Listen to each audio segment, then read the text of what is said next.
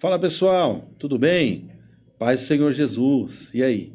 Vamos responder aqui algumas questões que chegou para nós aqui pelo Instagram. Vamos lá. Perguntaram assim: a igreja passa ou não pela grande tribulação? Gente, é assim, ó, temos visões diferentes, né? Opostas sobre esse tema. Uns acreditam que sim, outros acreditam que não. No meu modo de ver, aparentemente, sim, a igreja passa pela tribulação, sim. Nós temos muitos textos em que indicam isso, tá? Um deles, rapidinho, para a gente não demorar aqui, Atos 1:8. Jesus Cristo diz assim: vai vir do céu um poder, e esse poder vai revestir vocês, ele vai fortalecer vocês, ele vai preparar vocês para serem testemunhas. Interessante que testemunha ali do grego é mártir. Então Jesus disse assim: esse poder vai fazer vocês mártir. O que é mártir, gente? Mártir é quem morre em prol de alguma causa. E nesse caso é o evangelho. Aí quando chega na hora de morrer pelo evangelho, Jesus fala: então agora eu vou tirar vocês daqui, porque vocês não vão passar. Então assim, parece um pouco incongruente, mas são visões teológicas, né? Então, eu penso que sim, ok? Me perguntaram assim também: o anticristo virá de Israel? Então, outros pensamentos teológicos aqui. Alguns acham que sim, outros acham que não. Mas assim, penso eu que uma corrente muito forte fala que ele virá dos muçulmanos. Por quê? Por ser a linhagem de Ismael. Uma vez que Abraão teve 2 filhos, e um filho foi o filho da promessa, que é Isaque, então a descendência de Ismael, e alguns acreditam que o anticristo virá daí. Porém, tudo é teoria, tá bom? Pode ser que sim, pode ser que não, ok? Me perguntaram assim: Hebreus 6, após abandonar a fé e desviar, é possível voltar a ser salvo? Então, Hebreus 6 ele vai falar sobre experiências muito profundas que você passa na comunhão com Deus. E Hebreus 6 vai dizer assim: se você se desvia depois de ter experimentado tudo isso, seria melhor você amarrar uma pedra no seu pescoço, porque você está colocando o sacrifício da cruz de Cristo à vergonha. Só que aí, gente, eu tenho Tiago, capítulo 5, versículo 19, que diz assim: se alguém dentre vós se desviar e outro alguém o trouxer de volta, então você vai salvar da morte uma alma e uma multidão de pecados será encoberto. Então, nós temos textos que diz que sim, se uma pessoa se desviar, ela pode retornar, sim, é possível, sim, ok? Alguém me perguntou aqui: podemos participar de atividades esportes junto com ímpios? E como deve ser o nosso comportamento? Claro que sim, gente. Mateus capítulo 5, versículos 16, 17 e 18, Jesus vai falar assim: vocês são como o sal da terra. Por que sal, gente? Porque o sal é aquilo que dá sabor. Vocês, em outras passagens, a Bíblia vai falar assim: você tem que saber de responder com mansidão a esperança que existe em você. Aonde você vai fazer isso? Exatamente no meio de pessoas que não têm a mesma fé. Provérbios vai falar assim: ser sábio, filho meu, para que você tenha alguma coisa que responder àquele que se escarnecer de mim. Então, Paulo fala assim: se nós não formos participar desse tipo de movimento aqui, aquela pessoa falou esportes, tá? Não estou falando de saideira, de balada, de bagunça, nada. Paulo fala assim: se a gente não for participar de algumas coisas que as outras pessoas fazem, então seria necessário a gente sair do mundo. Então ele vai falar: qual que é o problema? Já por carta vos escrevi que não vos associeis com essas pessoas, entendeu? Então existe uma diferença, né? Mas participar sim. E aí a pessoa pergunta: como deve ser o nosso comportamento? Volta em Mateus 5, 16 a 18, Jesus fala: vocês são a luz do mundo. Então o seu comportamento deve ser o comportamento de quem é luz, quem carrega o Espírito Santo, quem é a carta viva, né, que as pessoas querem ler. Pessoas que são você deve se comportar, como um embaixador do céu nessa terra. Você deve exalar o bom perfume de Cristo. Então, o seu comportamento deve ser assim. Legal? Me perguntaram aqui, explique se realmente na Bíblia houve relação entre anjos caídos com seres humanos ou não. Gente, outro assunto teológico. Alguns vão dizer que sim, outros vão dizer que não.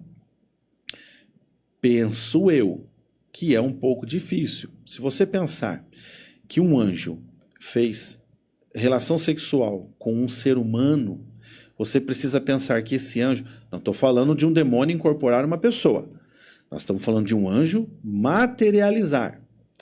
Você vai ter que pensar que esse anjo, ele tem o órgão genital masculino e ele produziu sêmen para que isso fosse injetado na outra pessoa, para que então ela pudesse ter um filho. E aí o texto vai falar que, né, existiam gigantes na Terra. Então, as pessoas que acreditam nisso vão dizer que exatamente foi isso. Um anjo fez sexo com um ser humano e nasceu gigante. Cara, por mais ficção que a gente assista, é um pouco difícil acreditar nessa tese, tá? Porém, são assuntos teológicos. Uns vão achar que sim, outros vão achar que não. Eu acredito que não, tá bom? Me perguntaram aqui, o que significa o sacerdócio segundo a ordem de Melquisedeque? Meus irmãos, Hebreus vai explicar que Jesus, ele é sacerdote segundo a ordem de Melquisedeque. Por quê? Porque Melquisedeque, ele vem antes do ministério, né, de sacerdote, antes de ser instituído, antes de Arão, antes dos sacerdotes, antes do levirato, antes da lei. Melquisedeque aparece para receber o dízimo de Abraão e então poder abençoar Abraão. Então, o maior abençoa o menor. O maior é aquele que recebe os dízimos.